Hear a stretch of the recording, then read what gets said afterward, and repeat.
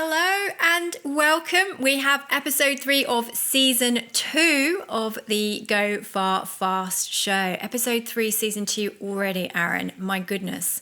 Well, this is, of course, our talk show for you, our small business audience, and it's designed to get you the answers to the burning questions of today. As always, we have a wonderful guest to introduce you to this morning, someone who's been on the Ferilio journey since we started, and I would trust our guest and his team with all the issues that Aaron and myself and you guys are going to be putting to him later this morning. Don't forget, as always, to like, comment and subscribe as you go through. And of course, if you want to get all of the extended questions and the extra bits that we'll be talking to today's guest about, then pop over to the extended podcast, particularly if we don't get to the question that you want us to be asking here on the show. So, Aaron, this one's going to be a doozy, isn't it? It certainly is, Merle. I can't wait for this one. So, as always, the name of the show is Go Far Fast, and that's exactly what we've got for you today. Today, we have James Keel in for ready for our questions, and he's going to talk to us all about how to ensure our website meets your customers' behaviour and needs. So, we got some really juicy questions lined up. We're going to ask him all about how his company Inktrap and how that's all set up. Before me and Merle finally get the chance to understand some acronyms that we've never understood before, so we're looking forward to that one. Then, as always, we're going to let James face our legendary community questions, and you guys have come and given us some brilliant questions as always, so we can't wait for that. Merle, can you let the wonderful audience know how the rest of the format works? Yeah, well, you've pretty much covered it, Aaron. Thank you. So Aaron and I will get James warmed up for you, some great questions, and we're going to dig into a lot of the detail that comes from what James is expert on, which is how essentially to create a brilliant customer buying experience, what we should be doing with our websites, how we can really get customers to do what we want them to be doing on those websites. And then, of course, we'll look at your very specific scenarios and some great questions, really common questions, Aaron, that I think you and I both see from our audience all the time. And James is going to give us the real answers. So again, like, comment and subscribe as you go through, folks. And I think we should really get James onto the show. Definitely. James, welcome to the show. It's so great to have you on board. We're going to start with a quite straightforward question for you, but we want to know all about Inktrap itself. So can you tell us all about Inktrap and how you came to co-found it with Sam Lester? Cheers, James.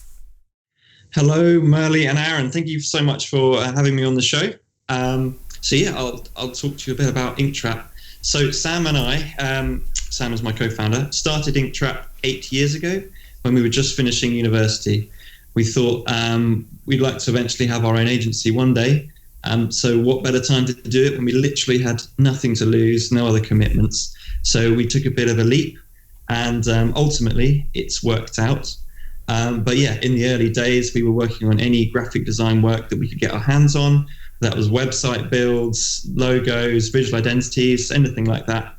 And after about 6 months, we got our first app design job, which was an app for free and cheap events in London, an app called Frugal. You might have used it. I think about a few 100,000 people did.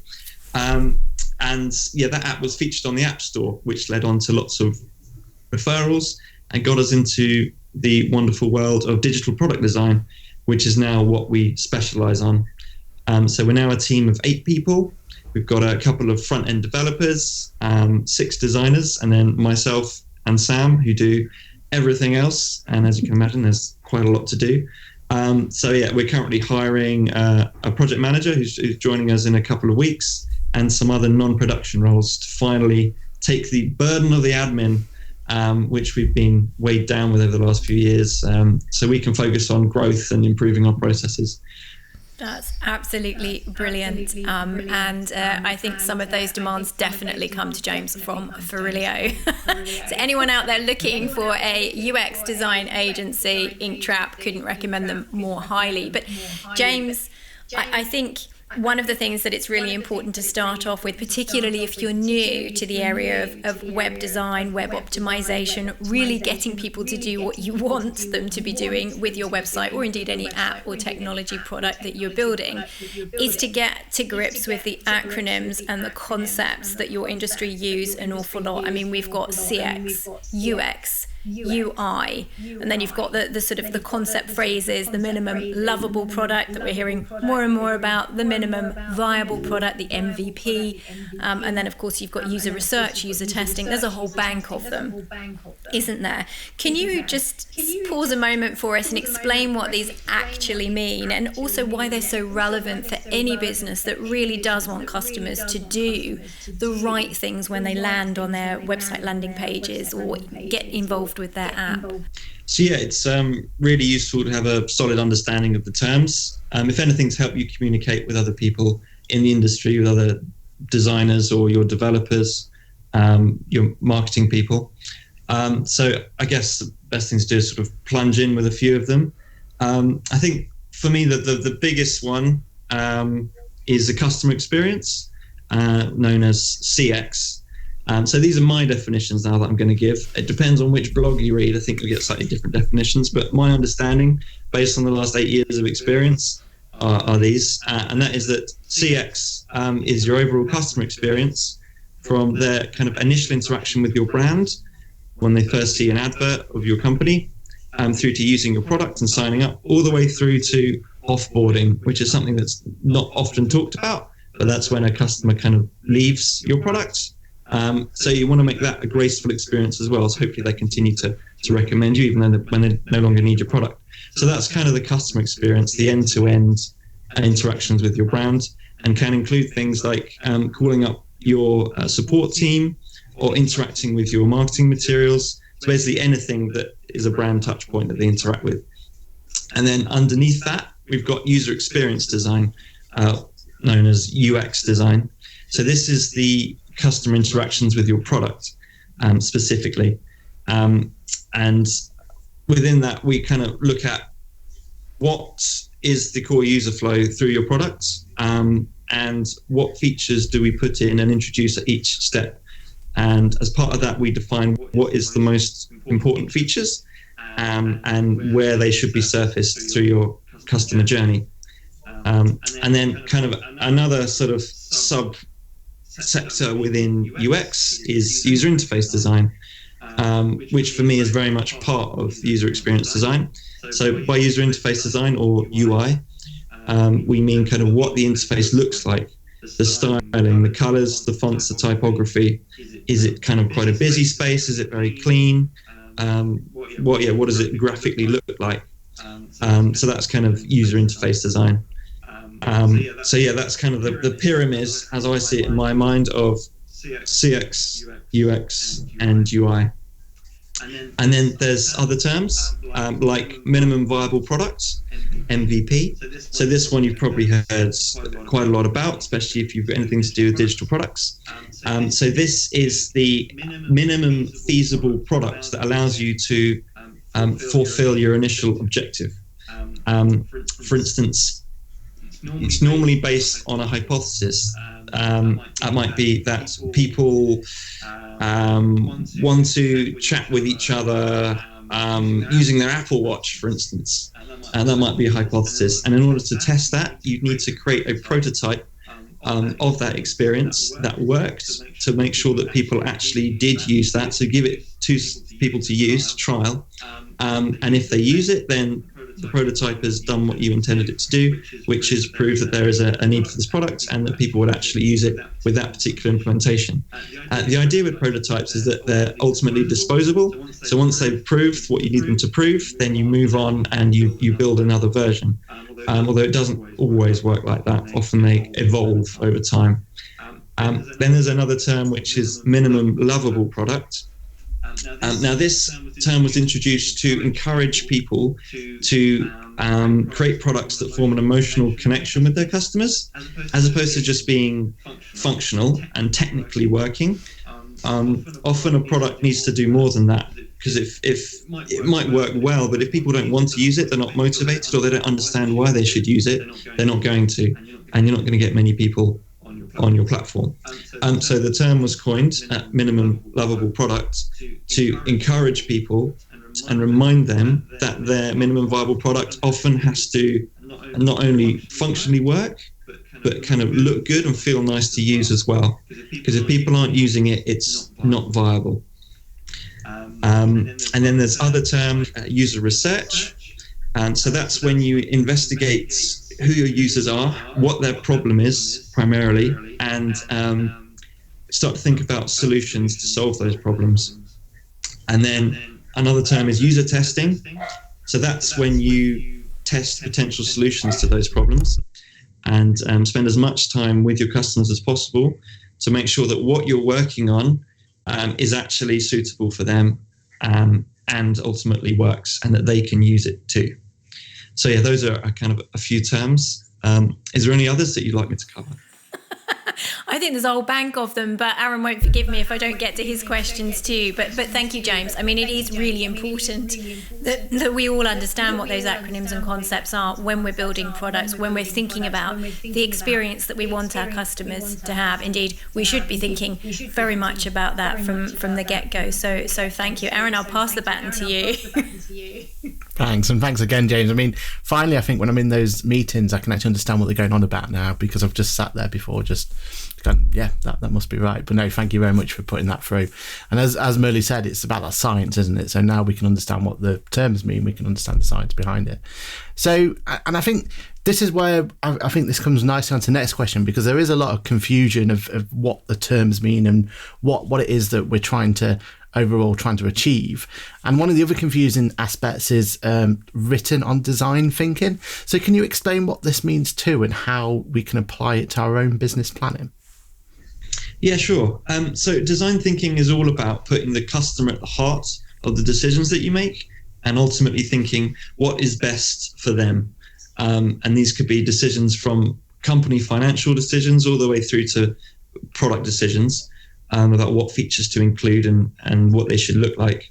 But yeah, always making sure that there is someone in the room championing what your customer needs and the problems that they're having to represent them.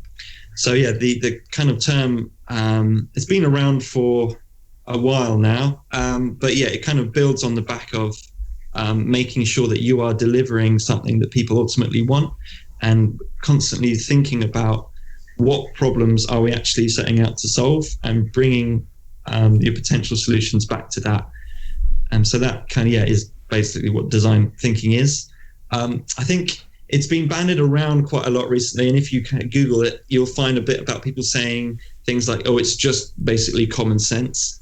But yeah, there was a need to give it a particular name and to kind of champion designers on teams and put them into leadership positions as well, because a lot of bigger companies became so detached from the actual customers that they're serving, and they needed some representation in the room when they're making the big decisions, to kind of champion the needs of the users.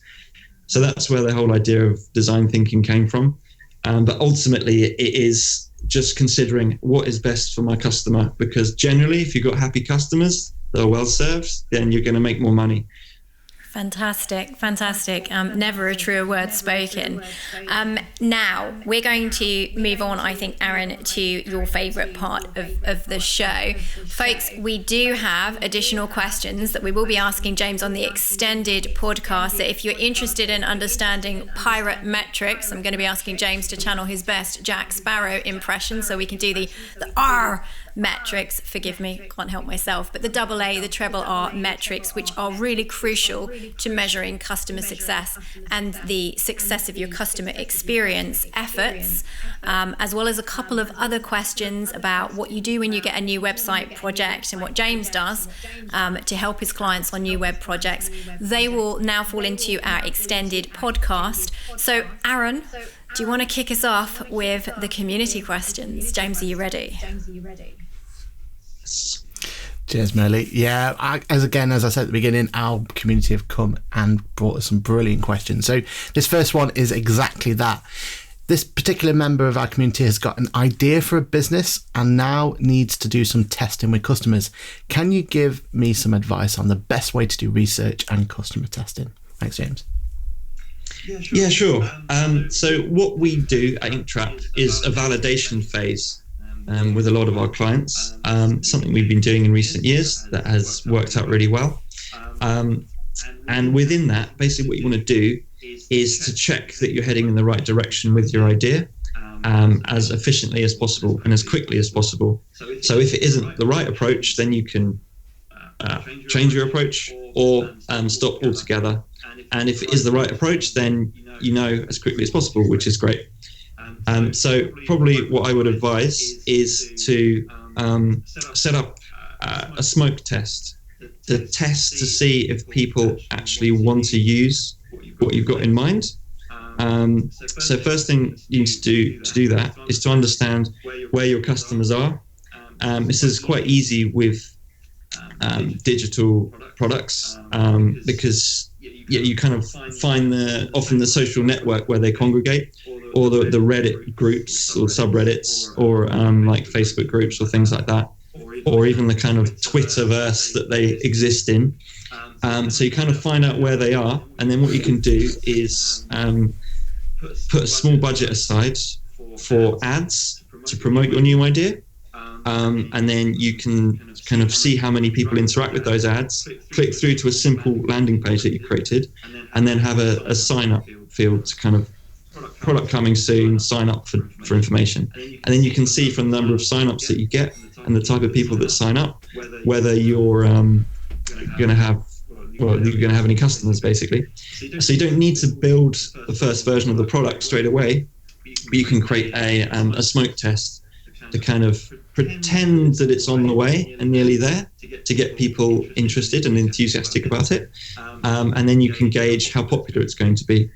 And then you can also work out how many customers you'll need to make it kind of viable, if you've got some rough kind of overall costings in mind for the build. And then, based on the number of people that sign up, if it's just one or two, then maybe you've got your marketing approach wrong with the smoke test. Maybe there's just not the volume that's going to make it a viable business. But if you get hundreds of people really keen, then you know you're probably onto something there. And you can also use the contact details of the people that have signed up. You can contact them and say, look, we'd love to get you involved in helping shape this product. So then you can perform user interviews with them and do some user tests as well with some initial prototypes. So it's a really great way of very quickly validating whether you're going to have any traction with your idea, and then also generating some power users at the start who could form the formation of your community to promote your product going forward. Yeah, I think that's brilliant advice. It's very much what we did at the beginning of Farilli, and what we still do together, right, James, today, even now, when we've sort of got new iterations, new ideas, new features, new channels to be done. That process is cyclical, isn't it? You keep going once you've started. Yeah, absolutely. So the last thing you want to do is spend all your money building a product which isn't quite right. So you want to establish the product market fit as quickly as possible, and then commit to kind of building the first version, the MVP, and making sure that is actually solving people's problems and that they're likely to want to pay for it as well. Absolutely. Right, well, I've got the next question for you, James. I really like this question, actually, because I hear this a lot, and I know this is a real pain point. The question goes like this. I've had a website for a while, and it's okay. I get decent click-through rates from other places where I'm promoting my business. But when people land on my website, they don't stay long. What can I do to change this and get them to see all the things that I want them to see? So, yeah, that's quite a common scenario. I think it's common on most websites that you get a high, what's called a bounce rate, where people come onto the site and then pretty quickly leave within a few seconds. That's not always necessarily a bad thing, because not every single person visiting your site is going to be a relevant prospect or customer for you. So yeah, it's often not a bad thing for lots of people to be just leaving straight away, because you're just basically filtering them out. But let's assume that you are missing out on some potential customers there. So my advice would be to be as succinct and concise as possible on the site about the benefits that you're providing, and then what that service is. So kind of putting the why people should buy this product or use this service at the forefront and at the very top of the site, and make it very clear. And often the best way to be very succinct is to make a short video and put it at the top of your website. People can just play and then get a very quick understanding of what your product is and the benefits that it provides and why they should use it. And then often on a homepage, I find it's best to think about to order the content based on what you want to communicate. So put the most important things at the top, and then kind of lead that into the next part as people scroll down.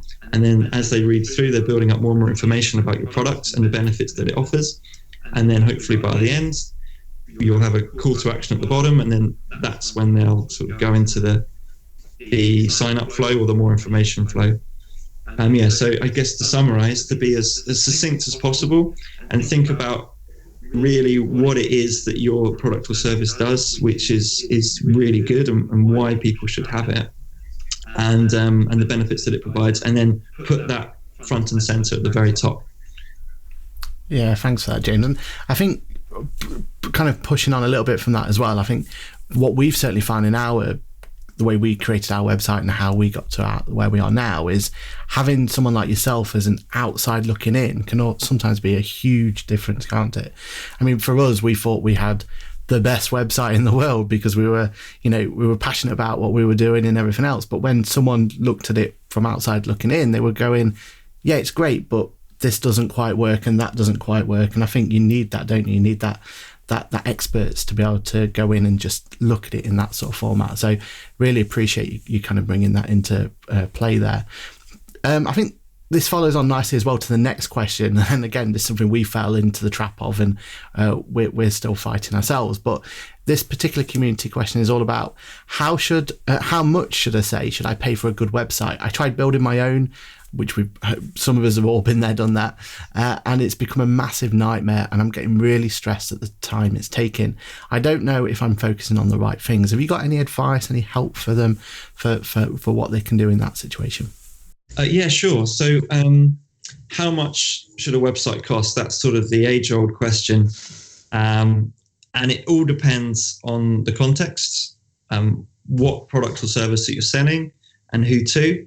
And also, you've got to think about it in terms of return of investment. Because if you're making a particular product and you're selling it on your website and you're generating hundreds of thousands of pounds worth of revenue through it, spending tens of thousands on the site itself is sort of a bit of a no-brainer, as that's a really good investment, especially if you think that you could potentially increase your sales by tens of thousands as well. It'll pay for itself quite quickly. But if you're just starting out, then you're not going to have the money to invest tens of thousands of pounds in a website, and you might not need to either. In fact, you probably don't, especially at the start. So there's lots of online website builders. Things like Squarespace are really good for e-commerce sites. So if you're just setting out and you're kind of selling a physical product or even a service, using something like that is really good because there's a low monthly fee, and it's really easy to maintain and populate the site and manage all your kind of sales metrics. And it's got a CRM as part of it to help manage your customers as well. So something like that is really good. But ultimately it does depend on the context and what you're doing. And best to think about it as a return on investment. And if you are spending a lot of time maintaining and trying to make sure that your website works, then you've got to think about, well, what would you do with the time if you weren't spending it doing that? And how much more money would you make if you're spending that time on marketing activities or working on your process or servicing your customers? So unfortunately, there's no value which I can say how much exactly a good website should cost. But thinking about it in terms of return on investment is probably the best way to go. That's brilliant advice. Really brilliant advice. So next question, James, if I may. Which websites do you think have the best customer journeys? Our site needs updating, but I'm really stuck for ideas. Who inspires you, and where do you go to get new ideas?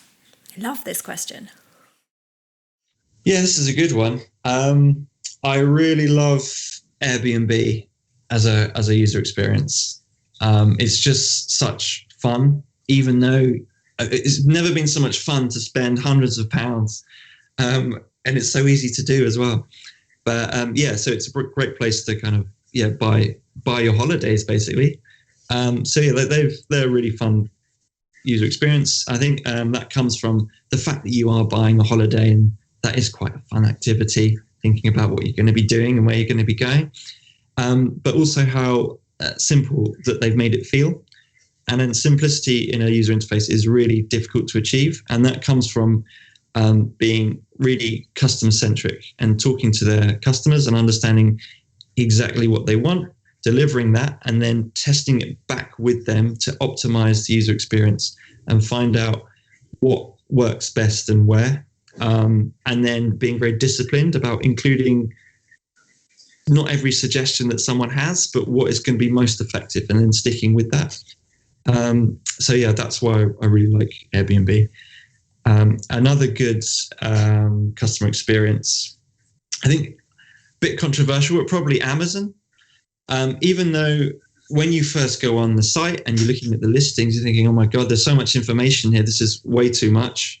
And it's not something that you want to print out and put on your wall, but it's been really well optimized because, everything there has been thought about and tested and validated and works. So even though it feels very cluttered a lot of the time, they've figured out that it's better to have all those features in and all the information in than to exclude it because, they make more money in the long run. So even though it doesn't look great, it's so easy to buy things on there. And I think that's really important to make it very easy and clear for a customer to do what they want to do. So not thinking about how do I do this, but I want to do this, I just get on and do it. That's the ultimate goal. Regarding places for inspiration, for visual design inspiration, I'm looking at sites like Dribbble, DRIBBBLE.com is a sort of a design Instagram, basically, where people put up their design concepts and things that they're working on, and then get feedback from the rest of the design community. So looking on there, you can see some really kind of adventurous user interface designs, things that probably wouldn't be possible in a lot of cases to build, but people have kind of just gone for it, redesigning existing products and things like that. So then you can take some inspiration from that and go, actually, the way that they treated the form fields or the buttons in that particular instance, or the background, that was really nice. What if we could use that in a current product that we're working on? Kind of cherry pick different parts of it and implement that into your work. So that's a good place to look for inspiration.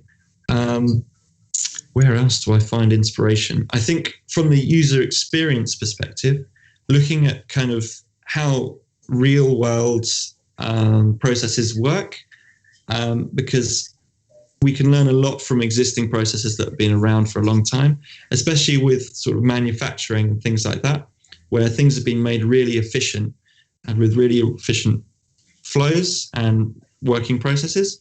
So looking at those and understanding, well, how have they got a really slick operation, and how can we take lessons from that and apply it to user flows on the web.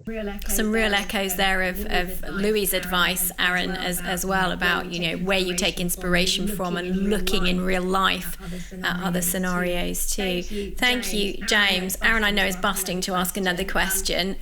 Folks, you're going to have to wait for those questions, or if you're listening to us on the extended podcast, we'll get to those in just a second. But we have run out of time for this particular show for questions to James. That was awesome, wasn't it, Aaron? I've learned so much. I really wanted a notebook to be writing things down as you were speaking. I'm definitely going to look up Dribbble.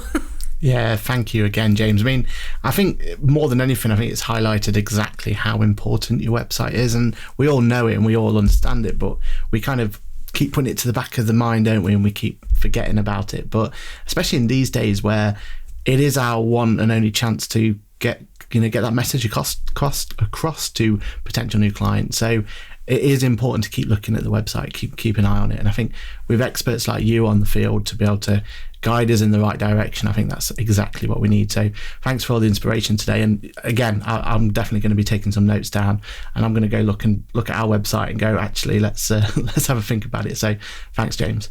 Thank you. Yeah, it's been a real pleasure speaking to you both. I'm looking forward to the other questions. Well, hold on to your hat for those. That's all for now for this show, folks. Again, Extended Podcast will pick up all the questions we haven't got round to asking, and there's a few more really brilliant questions in the mix for James. But for now, thank you once again for watching. Don't forget to like, comment and subscribe, and let us know what other burning questions you want us to be covering. We are banking them all up. I promise you that we're listening, and there's far more guests that we're lining up in response to your demand this season.